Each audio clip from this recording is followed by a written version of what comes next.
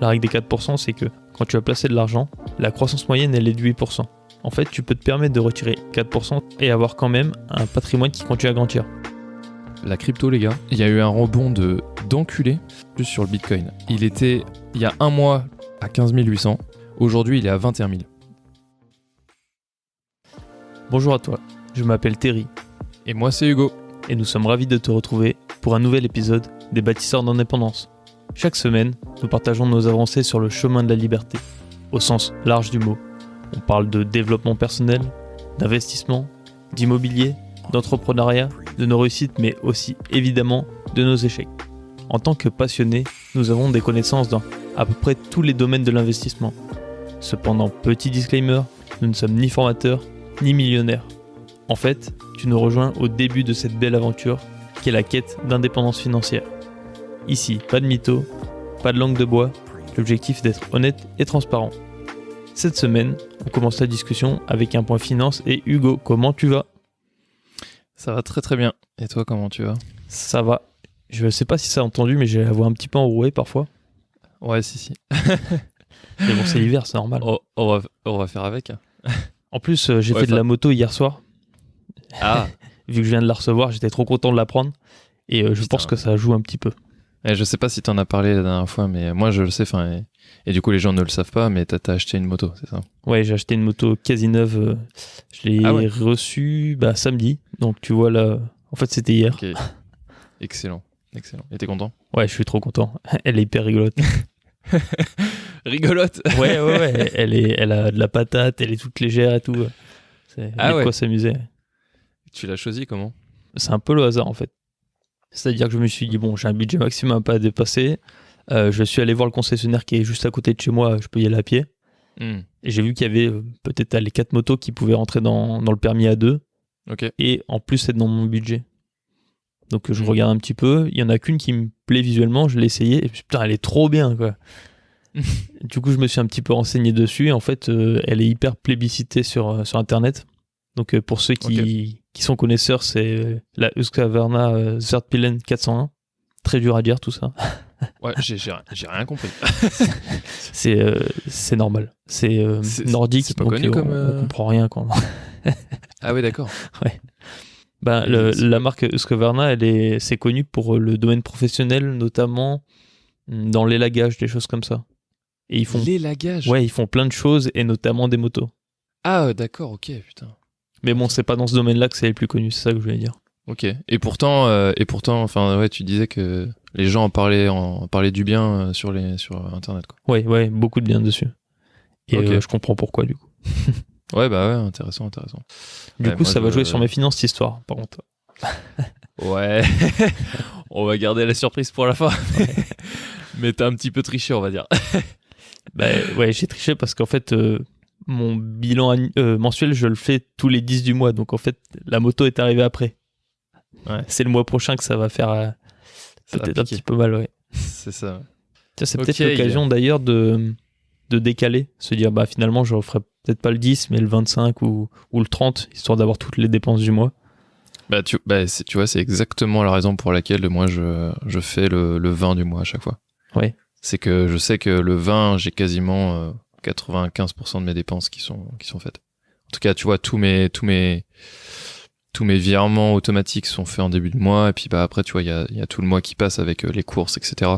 Généralement, le 20, c'est une bonne... je sais que c'est quasiment ce qui me reste en net, quoi. Ouais, d'accord. Mais du coup, moi, jusqu'à présent, j'avais pas eu ce problème-là parce que j'ai pas fait vraiment de grosses dépenses en fin de mois depuis un an. Mais effectivement, du coup, je vais peut-être revoir ça. Ouais. Ok. Bon alors, sujet du jour. Sujet du jour. Il y a plusieurs sujets, mais on voulait aborder plusieurs choses. Déjà, refaire peut-être un point sur un peu nos objectifs d'investissement, parce que on en a parlé au dernier podcast, enfin pas au dernier podcast, mais en tout cas au premier podcast de l'année, qui dure 1h15 et qui pour nous était le début d'une nouvelle aventure, c'est-à-dire nouveaux objectifs pour cette nouvelle année. Et donc on avait parlé de nos investissements et de nos répartitions visées. Donc si ça t'intéresse, on pourrait faire ça pour commencer. Allez, est-ce que tu as envie de commencer du coup ? Non, vas-y, je te laisse commencer. Ça marche. Du coup, moi, pour situer, j'avais beaucoup de plans engagés. Alors, ça a pas mal bougé, mais je réserve un petit peu pour le podcast IMO parce que c'est beaucoup lié à l'immobilier. Ah, ok. Par contre, ce que je peux dire quand même d'une façon générale, c'est que là, les pourcentages d'emprunt auprès des banques pour les crédits, il a très fortement augmenté. Il est passé, pour te dire, en novembre, j'étais à 2,3 estimé, et là, je suis à un peu plus de 3. Ouais, donc, c'est énorme. Alors, pour ceux qui savent pas trop comment ça fonctionne, en fait, ce pourcentage-là, c'est chaque mois qu'on le paie. Donc, sur la fin de l'année, c'est énorme. Ça fait des différences vraiment colossales. Si tu veux combler un petit peu, je vais faire un calcul pour donner un ordre d'idée. Ça marche. Du coup, moi, je vais parler de mes objectifs. J'ai fait un plus 66%, je crois, cette année. En tout cas, entre 2022 et 2023... entre 2021 et 2022, sur mon patrimoine total. Cette année, en 2023, j'aimerais faire un plus 75%. Et j'aimerais un peu réarbitrer mon patrimoine vis-à-vis de mes placements. On en reparlera, mais il y a plusieurs types de placements, on va y revenir. Et j'aimerais que, on va dire, l'entrepreneuriat, donc tout ce qui touche de près ou de loin aux sociétés, donc mes projets, mais aussi mes investissements dans les projets des autres, représentent 50% de mon patrimoine au total. Donc énorme part, quoi. Ouais, c'est pas très diversifié tout ça. Ouais, mais tu vois, en fait, ça dépend comment tu le vois, parce que, en fait, moi, mon appétence, c'est l'entrepreneuriat, et en fait, je privilégie, tu vois, mes investissements là-dedans. Ouais. Et en fait, dans l'entrepreneuriat, c'est comme je te dis, c'est un lot, et dedans, c'est diversifié sur plusieurs projets et plusieurs boîtes. Donc, si, c'est quand même diversifié. Ouais, en fait, c'est que tu vas vers l'endroit où tu as le plus d'appétence, mais là-dedans, tu diversifies beaucoup quand même. Exactement. Ok. Complètement. Donc, ça fait quand même du sens. Ouais, ça fait du sens. Et puis c'est clairement pas déconnant en fait vis-à-vis des autres répartitions, mais je pourrais peut-être en parler tout à l'heure. Ouais, du coup, ton calcul, c'était quoi ? Voilà, pour donner un exemple, si on emprunte 200 000 euros sur 20 ans, avec un taux à 2,3, donc j'ai mis 2% d'intérêt, 3% de taux d'assurance, ça fait des mensualités de 1 062 euros et un coût total du crédit de 54 824 euros. Ok. Si tu as maintenant un taux à 3, dont 34% de taux d'assurance, tu as une mensualité à 1129 pour un coût global du crédit de 71 000 euros. Ah, mais what ? Tu vois, on passe de 54 000 à 71 000. Attends. C'est énorme, hein. Ça paraît aberrant, comme ça. Ouais, ça paraît aberrant, mais en fait, les taux de crédit, ils essaient de suivre l'inflation. Alors, en France, c'est moins vrai parce que pour essayer de réguler les marchés, la Banque centrale a des stratégies. Mais en gros, plus l'inflation augmente, plus les taux d'emprunt vont augmenter. Ok. Donc tu vois, là, on s'est chopé une année avec une inflation assez costaud. Je ne saurais pas te dire exactement, mais on est peut-être à 8%, peut-être 10%. C'est beaucoup. Ah, je sais pas, ouais. Ça serait intéressant que je mette un lien dans la description pour savoir un petit peu ce qu'il en est. Ouais, carrément. D'autant que souvent, après les podcasts, moi je fais ça, je regarde les choses que j'ai pas su dire pendant le podcast. Ou alors je vérifie les infos que j'ai données. Parfois, je sais que je me trompe. Ça m'était arrivé, c'était avec, comment ça s'appelle ? L'hypothèque. Je pensais que, tu sais, il fallait 30 ans à la fin du contrat pour que ça s'annule automatiquement. Mais non, c'est au bout d'un an. Et j'avais mis le lien après. D'accord, ok. Donc si vous êtes curieux, allez voir sur le post Instagram. Ouais, et puis en fait, je rappelle simplement que tout ce qu'on dit, en tout cas toutes les informations qu'on donne, elles sont sourcées et on essaie de donner en complément de ce qu'on dit des ressources pour que vous puissiez vérifier par vous-même et puis du coup avoir approfondir le travail de recherche et puis vous faciliter un peu la tâche.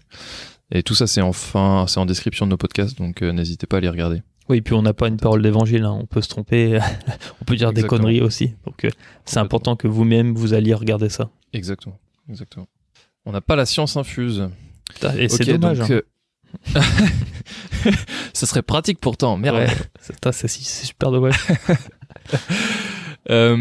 Du coup, toi, c'est vrai que tu vas axer donc ta stratégie d'investissement sur l'immobilier. Moi, on l'a bien compris, sur l'entrepreneuriat.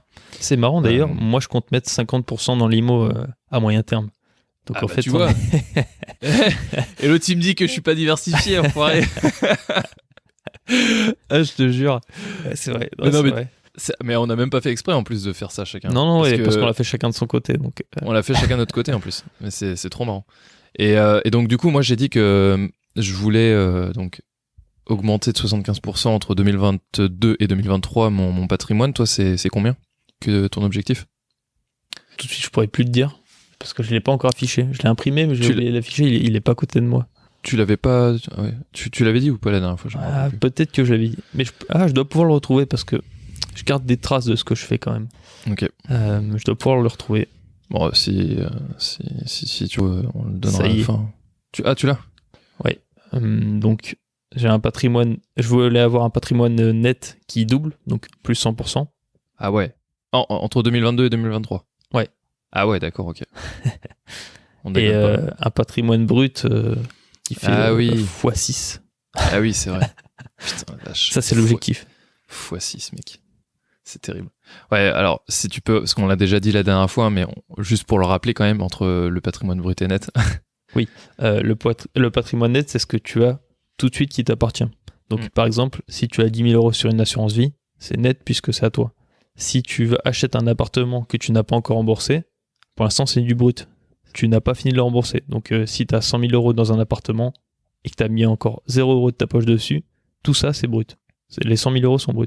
Par contre, si tu as commencé à rembourser, que tu as, disons, 50 000 euros qui n'est pas remboursé, 50 000 euros qui est déjà remboursé, et que le prix du bien n'a pas bougé, bon, bah, là, tu as 50 000 en brut et 50 000 en net.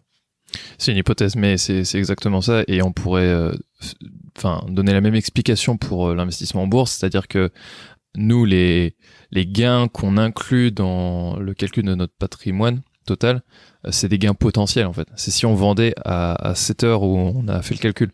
Mais ça varie à l'instant T, mais ça varie tout le temps et donc l'objectif évidemment que ça augmente, mais en fait tout ce qu'on vous dit c'est brut au final. Ça dépend. Là pour l'instant moi j'ai quasiment que du net, toi aussi en fait. Bah non parce que je te dis nos gains ils sont potentiels parce que t'as une valorisation en bourse. Alors là il y a une question d'interprétation je pense, mais si c'est toi qui as mis l'argent en bourse, c'est net. Même si le gain il est potentiel et qu'il s'effectuera qu'au moment où tu revends, c'est considéré comme étant ton argent. Ah oui. Tu vas te faire imposer là-dessus, par exemple. Okay, de même, si tu fais de la comptabilité et que tu veux utiliser l'argent que tu as en bourse pour faire financer autre chose, c'est à un instant T que ça va être pris et ça sera considéré comme ton capital. Ok.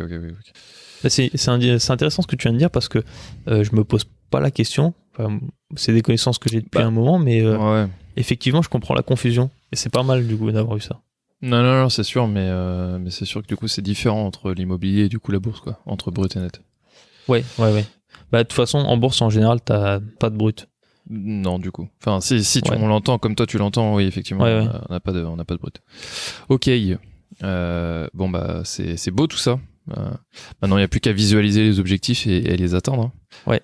Et donc, faudrait peut-être faire un point, parce que ça, je voulais en parler. Là, entre le moment où on a fait le podcast première semaine de janvier et dernière semaine de janvier, là, ça a bougé énormément. C'est marrant. Et c'est colossal. Franchement, ça a colossal. Vraiment bougé. Ouais. Et dans tous les domaines, pour le coup. Et dans tous les domaines. Alors, un peu moins... tu vois, on parlait du MSCI World, donc l'ETF Monde, la dernière fois. Ouais. Celui-là, il a pas trop bougé. Enfin, un petit peu, mais en tout cas, moi, personnellement, il est toujours dans le négatif. Moi aussi. Par contre, la crypto, les gars, là, il y a eu un rebond. Il y a eu un rebond d'enculé. Je vais me faire censurer par YouTube. Mais il y a eu 6 mois rattrapés en l'espace de 2 semaines. Eh ben, moi, tu vois, si je vais sur l'application, donc que je suis sur le Bitcoin là, actuellement, je suis en direct, que je mets plus de 22 000, je crois. Ouais. Il était il y a un mois, donc le 24 décembre 2022, il était à 15 800. Aujourd'hui, il est à 21 000, quasiment pile. Donc ça fait un plus 32, quasiment plus 33% en l'espace d'un mois, les gars. Voilà. Et donc on est revenu comme en septembre de l'année dernière, en fait. Alors ouais, et on est revenu comme avant le crash des cryptos à cause de FTX, donc je sais pas si t'as entendu parler de ça. Oui, bien sûr. Ah, oui. Tu peux pas passer à côté. Ouais, FTX c'est une crypto et ça s'est effondré parce que en fait la boîte derrière la crypto, elle a fait faillite. Et du coup en fait ça a impacté d'autres cryptos pour X raisons, je pourrais pas vous l'expliquer. Mais voilà, du coup ça fait un effondrement et là ça a regagné de fou. Et moi typiquement sur mon patrimoine, alors j'ai remis un ticket de 100 € pour surfer sur la vague. Et je l'ai mis au bon moment parce que du coup j'ai toujours un plus 12% là en l'espace d'une semaine, donc c'est pas mal. Il faut espérer que ça continue à monter maintenant. Ouais, de ouf. Et d'ailleurs petite anecdote, j'ai ça je te l'ai pas dit, mais j'ai investi dans le Solana. C'est une autre crypto Solana qui s'était mais pareil effondré à cause du FTX, mais genre là enfin effondré pire que le Bitcoin. Et j'ai mis 10 balles juste pour voir. Ouais. Tu sais combien j'ai fait? Allez, fais-moi rêver. Plus 60%. Ah, ça, c'est les cryptos, ça. c'est incroyable. Et franchement, je me suis dit, ah ouais, je suis pas mal. Mais tu vois, quand t'as un gain comme ça potentiel, qui est assez haut, il faut penser à en ressortir une partie. Eh ben, en fait, mais tu fais très bien de le mentionner. J'ai ressorti l'entièreté de ma mise de départ, donc c'est-à-dire 10 €. Et là, du coup, j'ai laissé mes gains. Ouais, pour les laisser travailler. Voilà, pour les laisser travailler. C'est comme si tu avais fait une opération blanche au niveau de tes comptes. Par contre, tu as une crypto qui potentiellement continue à travailler derrière. Exactement, complètement. Ça, c'est important aussi parce que c'est une notion qu'on n'a pas quand on débute. Ouais. Il faut savoir quand ressortir. C'est-à-dire que il faut pas sortir quand c'est bas, il faut sortir quand c'est plus haut. Alors, attention, je vais quand même nuancer mes propos. Je parle pas de trading là. Je parle vraiment de DCA. En fait, quand tu mets de l'argent, tu as un objectif assez long terme. Si ça descend, bah c'est pas grave, c'est un objectif long terme, donc tu le laisses placer. Par contre, une fois que ça a commencé à faire des gains qui sont intéressants, il faut penser à en ressortir une partie, parce que les marchés, ça fait des hauts, des bas. Donc quand c'est au plus haut, tu en profites, tu retires l'argent, et quand c'est au plus bas, tu remets cet argent que tu avais pu économiser ou récupérer. Exactement. Alors évidemment, ceci n'est pas un conseil en investissement, nous ne sommes pas des professionnels, etc. etc. Vous connaissez la chanson. Blablabla. Mais bon, voilà. C'est obligatoire, c'est la législation française, donc on fait avec. Si on veut pas avoir de problème, d'ailleurs on l'a pas dit dans les autres podcasts, mais bon, bref. Ouais. Mais t'as raison, et d'ailleurs moi c'est encore un sujet qui me questionne parce que je me suis pas vraiment penché sur quand est-ce qu'on sort en fait. Il y a des règles pour ça, il y a notamment la règle de, je crois, du 5% ou du 4%, je sais plus. Enfin en fait ça dépend. Là tu pars dans quelque chose qui est déjà avancé comme terme, mais vas-y, développe. Ouais, non, bah je vais pas m'étaler, mais enfin ce que je voulais dire c'est qu'aujourd'hui je me suis pas penché sur le sujet parce qu'en fait j'y réfléchis pas, c'est-à-dire que tout ce que je mets, bah je le sors pas en fait, parce que ça sert à rien de le sortir, j'ai pas suffisamment. L'objectif c'est que en fait on sorte à partir du moment où la machine des intérêts composés en mode des intérêts composés soit lancée. Là, on est beaucoup trop tôt dans le processus pour pouvoir sortir quoi que ce soit. C'est difficile à comprendre ce que tu viens de dire là, d'un point de vue extérieur. Ouais. Alors moi, je sais totalement de quoi tu parles, je connais les notions, donc ça va. Mais donc, si tu connais pas, en fait, la règle des 4%, c'est que au bout d'un moment, quand tu vas placer de l'argent, comme les marchés financiers, ils ont une tendance croissante depuis aussi longtemps qu'on les enregistre, donc ça doit faire 200 ans, la croissance moyenne, elle est de 8%. Donc là, on parle plutôt de bourse, mais ça doit être pareil pour les cryptos. En fait, tu peux te permettre de retirer une certaine somme et avoir quand même un patrimoine qui continue à grandir. Parce que si tu gagnes 8% par an, mais que tu en retires que 4 ou 5%, et ben ton patrimoine continue à grandir. C'est ça qui veut dire, Hugo. Sauf que du coup, si tu enlèves ces 4% par an, donc, et que du coup, ça veut dire que ton patrimoine, en fait, ta somme totale n'augmente que de 4% par an au lieu de 8%. Oui. Sauf que... En moyenne. En moyenne. Sauf qu'un patrimoine de 10 millions et un patrimoine de 10 €, c'est pas pareil. Oui, c'est pas pareil. Donc c'est pour ça qu'on dit qu'à un moment donné, en fait, faut que la machine des intérêts composés soit lancée.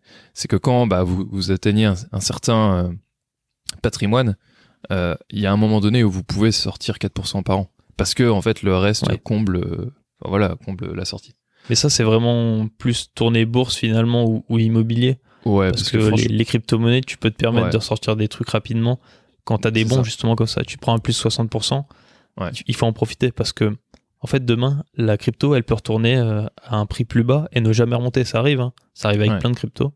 Moi, je pense, par exemple, j'avais mis 5 € à un moment sur le Shiba. Ah oui. Bon, il avait pris 10%, je me suis dit, bon, 10% avec ce que j'ai mis, 5 balles, Ouais. ça sert à rien. Et en fait, Ouais, depuis, il est redescendu de, je sais pas, 40%, et il est jamais remonté. Il est jamais remonté à son prix d'origine où j'avais acheté. Ah putain, la vache. Et probablement qu'il ne remontera jamais, tu vois, c'est comme c'est ça. ouf. Mais c'était que 5 balles, donc je m'en fous, je suis prêt à les perdre. Ouais. Et puis par contre, j'apporterai quand même je suis pas d'accord avec toi sur le fait que l'augmentation moyenne pour la bourse de 8% par an elle soit pareil pour les cryptos. Franchement, c'est pas, tu peux pas dire ça parce que c'est pas vrai et c'est Non, tellement elle est plus volatile haute, que. Elle est plus haute, la montée avec la crypto. Bah, elle est plus haute. Enfin, en fait, tout est proportionnel, mais c'est plus haut, mais c'est aussi plus bas parce que tu vois, enfin, genre, on se tape des moins 50%, des moins 60%, 70%. Oui, mais si tu prends une moyenne depuis des années sur l'ensemble des marchés de la crypto, Ouais. c'est quand même croissant. Et c'est probablement beaucoup plus que 8%. Mais ce que je voulais dire, c'est que depuis que c'est enregistré, c'est croissant. Oui, oui. C'est ça que Par je voulais contre, le 8%, ça, je suis pas sûr. Ça... Non, c'est probablement différent. Par contre, ça, faudrait que je retrouve la source qui dit que en moyenne, ça augmente de 8% par an en termes de bourse. Ça, je vais le noter, ça, pour vous donner la source de ce truc. En plus, ce sera plus précis. Et puis même nous, ça nous permettra de pas dire de conneries. Exactement. Donc bon, voilà. En tout cas, ce qu'on voulait dire, c'est que au niveau de la crypto, au niveau de la bourse, ça a pas trop changé, mais on va voir ce que ça donne dans les prochains mois. Même les prochaines semaines. La crypto, là, il y a eu un gros regain. Donc voilà, juste pour les petites news. Et l'IMO, on t'en parlera, je pense, plus en détail dans 2 semaines, Terry, mais ouais. c'est pas ouf. Grosso modo, il y a eu un gros ralentissement. Et du coup, il y a beaucoup d'acteurs qui sont en attente là-dessus. Ouais. Donc le petit particulier jusqu'au gros fonds d'investissement, il y a pas mal de stagnation. Donc là, on est dans un marché en attente. C'est ça. C'est comme ça que je résumerai. Donc voilà. Et donc on a fait quoi ? On a fait bourse, crypto, IMO. Ouais. Il y a le private equity.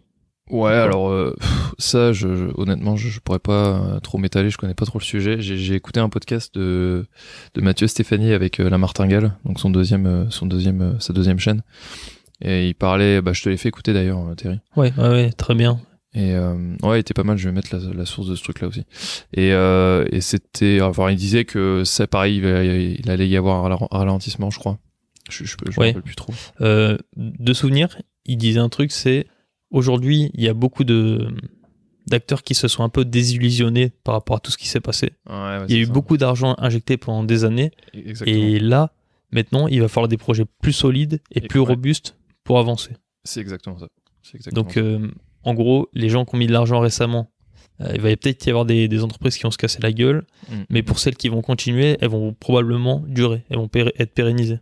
Exactement. Après, voilà, c'est son avis. Moi, je pense que c'est plutôt bon ce qu'il dit, mais bon, on n'a pas de boule de cristal. On n'a pas de boule de cristal, et puis il y a tellement de paramètres que c'est vraiment très subjectif, donc c'est à prendre avec des pincettes.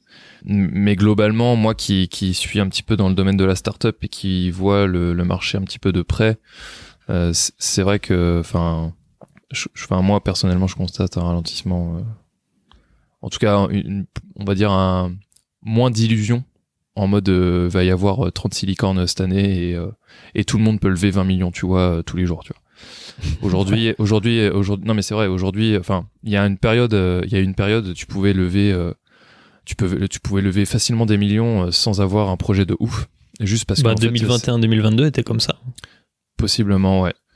Et aujourd'hui, ça commence à ne plus trop être le cas, notamment avec les conjonctures actuelles, évidemment, les crises et tout ça qui s'en suivent. Et du coup, et c'est un peu comme l'immobilier où il y a de l'insécurité, mais c'est un peu comme l'IMO où, pour faire un parallèle, où tout le monde pouvait à un moment donné emprunter facilement avec un taux d'intérêt peu élevé, et aujourd'hui, c'est plus trop le cas, quoi. Il y a un tri qui se fait. C'est un peu une purge, j'ai l'impression. Mais du coup, dans tous les secteurs. Ça régule, du coup. Exactement. C'est des cycles, de toute façon, la finance, comme tout. Mais ça se voit particulièrement en finance quand il y a un acteur qui commence à ralentir. En général, ça a un effet sur les autres. Et on a quelque chose qui est assez étonnant là en ce moment, c'est que tout a ralenti ces dernières semaines. Et ça, c'est rare. Enfin, pour avoir entendu un peu des investisseurs qui sont vraiment beaucoup plus âgés, beaucoup plus expérimentés, c'est assez nouveau en fait. D'habitude, il y a toujours quelque chose qui continue à marcher. Si c'est pas les entreprises, c'est l'IMO. Si c'est pas l'IMO, c'est la bourse. Mais là, il y a tout qui a ralenti. Et ça, c'est assez nouveau. Ouais. Après, je tiens à préciser que la semaine dernière, donc la semaine, on va dire, je crois, la 3e semaine de janvier, là, il y a quand même eu 138 millions d'euros de levée auprès de startups. La source, c'est les Pépites Tech, donc c'est une newsletter que je lis toutes les semaines, et ils font le bilan, en fait, ils font le point sur toutes les levées de fonds de France. Et bon, donc voilà. Il y en a quand même une, ils font un top 3, il y en a quand même une qui a levé 50 millions, donc c'est au ralenti, mais pas complètement non plus, tu vois. Ouais, c'est pas stoppé. Ouais. Voilà. Après, tout est relatif, il faudrait comparer un par ralentissement rapport aussi, faut voir de combien de pourcents, si c'est de 5%. Alors ouais, c'est énorme hein, par rapport au montant, mais en fait, si tu regardes sur la vision macro, tu prends un peu de recul, bah c'est pas si grave. Exactement. Sauf si évidemment tu te trouves dans le cas où c'est toi qui as besoin d'argent. C'est ça. Voilà. Là c'est plus grave. Là, on en parlera plus la prochaine fois. Hein. non, mais du coup, voilà, je trouvais que c'était intéressant de parler un petit peu de l'actualité parce que, en l'occurrence, là, ça bouge. Et je pense quand on en sentira le besoin, on en parlera. C'est vrai qu'on en avait jamais parlé jusque-là. Oui. Mais en fait, ça s'était pas précipité autant depuis qu'on a commencé aussi. Ouais, de ouf. Ouais. C'était même, bon. En fait, on a même commencé au moment où ça a ralenti fortement, quoi. Ouais, voilà. Et du coup, après, il n'y a pas eu trop de changements jusqu'à début d'année, là, ces 3 dernières semaines, franchement, ça bouge beaucoup. Moi, je te dis, je m'attendais pas à ce que le taux de crédit il augmente autant. Ça fait bizarre hein, quand tu vas voir la banque. Et... c'est terrible. D'accord. Ouais, t'as négocié un truc avec 2,4%, tu te retrouves avec quelque chose à 3,1%, c'est pas la même. Hein. Ouais, c'est clair.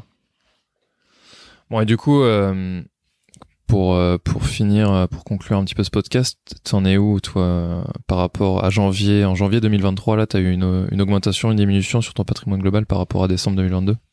Alors, du coup, en décembre 2022, c'était le 10 du mois que je prenais. Pareil pour janvier, et j'avais une augmentation de 5,3%. Putain, ça c'est beau, ça. Ça s'explique ça. parce que j'avais mis un peu d'argent de côté comme tous les mois, mais en plus, il y a beaucoup de choses qui ont remonté là sur la première semaine de janvier. La crypto, elle avait commencé un petit peu à augmenter, la bourse aussi. Pas beaucoup, mais un petit peu, juste assez pour que ça me remonte mon capital. Ouais, complètement. Ouais.